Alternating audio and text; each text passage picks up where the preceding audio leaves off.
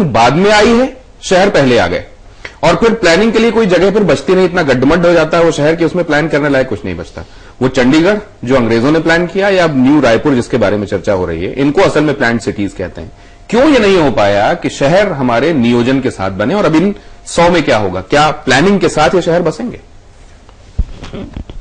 देखिए, जब ये बात कही, देखिए इसमें एक चीज ये है कि जो अभी बद्री साहब ने जो बात कही उसको बिल्कुल आउटराइट रिजेक्ट करना ये कुछ बिल्कुल ठीक नहीं होगा। मेरा अपना ख्याल ये है कि बात ये हो रही है कि स्पेशल सिटीज बनेंगी। इसमें लफ्ज जो एक स्पेशल का आ रहा है, क्योंकि हम अर्बनाइजेशन की बात नहीं कर रहे हैं, अर्बनाइजेशन तो हो रहा है। आप जो है आपका एनसीआर जो है एक्सपैंड करता चला जा रहा है, आप इस सिटी को भी ले रहे हैं, भिवांडी को भी ले रहे हैं, और आप जो है वो एक्सपैंड करते चले जा रहे हैं। बात ये हो रही है कि साहब हम 100 स्पेशल सिटीज को बनाएंगे, और वो 100 स्पेशल सिटीज नेचुरली वो होंगे जहां पे इंफ्रास्ट्रक्चर होगा, जहां बिजली होगा, तो नेचुरली वो थोड़ा सा एसीजेड का भी काम कर सकते हैं। जी बजे आपके पास आऊंगे। आपने जो बात कही थी उसी को मिनिस्टर साहब यहाँ उठा रहे हैं, तो हम क्या माने? अभी यहाँ पे ये भी चर्चा हुई थी स्पेशल इकोनॉमिक जोन का जो कॉन्सेप्ट था वो एक्चुअली देखा जाए तो फेल हो गया। तो ये दरअसल ये जो 100 सिटीज हैं, ये एक तरह का उसी कॉन्सेप्ट को दूसरे रैपर में करके पेश करना भी हो सकता है।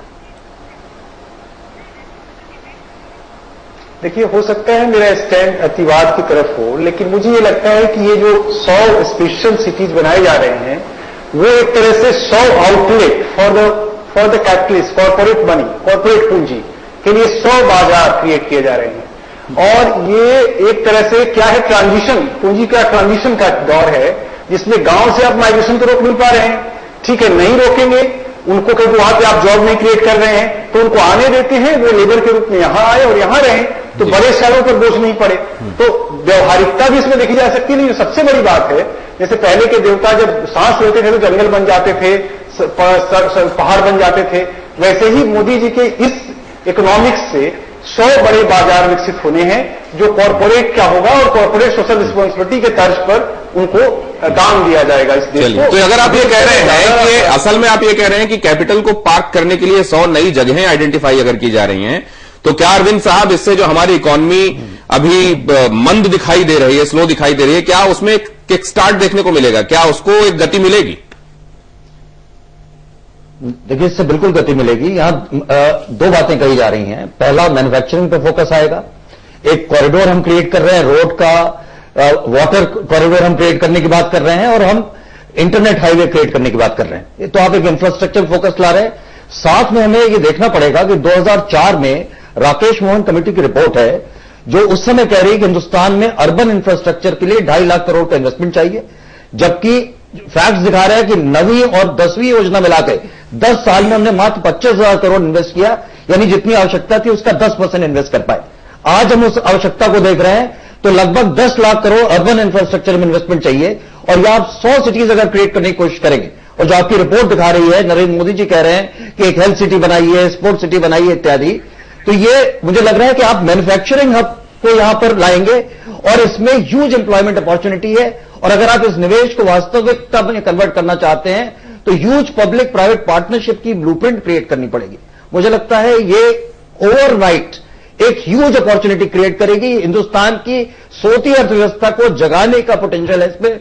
मुझे लगता है अगर वाकई इसको करने की कोशिश की गई, तो हिंदुस्तान की जो ग्रोथ रेट आपको 5% उससे कम दिख रही है, इसको आप बहुत जल्दी, बहुत तेजी से बढ़ा पाएंगे। और जो दूसरी समस्या है कि हिंदुस्तान में पिछले 20-25 साल में जो ग्रोथ हुई, वो बिना एम्प्लॉयमेंट के 8% ग्रोथ पर 0.1% का एम्प्लॉयमेंट जनरेट हो रहा है। ये पिक्चर चेंज हो जाएगी, मैन्युफैक्चरिंग पर फोकस आएगा, एम्प्लॉयमेंट, ग्रोथ सब एक साथ होगी, और शायद ये इन्फ्लेशन को भी चेक करने में मदद करे। चलिए, इस पे 2 व्यू पॉइंट आ रहे हैं, लेकिन 2 व्यू पॉइंट कुछ ऐसे ही हैं, जैसे एफडीआई पर जब बहस होती है तो हमेशा 2 व्यू पॉइंट आ रहे हैं कि डेवलपमेंट के लिए जरूरी है, इकोनॉमी के लिए जरूरी है, दूसरा कहता है कि हम बर्बाद हो जाएंगे। एक व्यू पॉइंट है, और दोनों की अपनी अपनी दलीलें बहुत स्ट्रांग हो रही हैं। बहरहाल, लेकिन जब हमने जनता से पूछा, आम लोगों से पूछा कि इस कॉन्सेप्ट पर, इस सोच पर, ये जो 100 सिटीज की बात हो रही है, आप कितना सहमत हैं, क्या कहना है आपका, तो देखिए उन्होंने क्या कहा।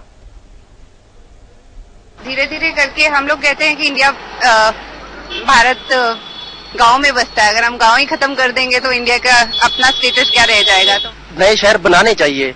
अगर इनको गांव वालों को सुविधा दे, जिनके वहां अपने घर हैं, अगर वहां बैठे उनको सुविधा दी जाए, तो वही गांव जो है शहर से कम नहीं है।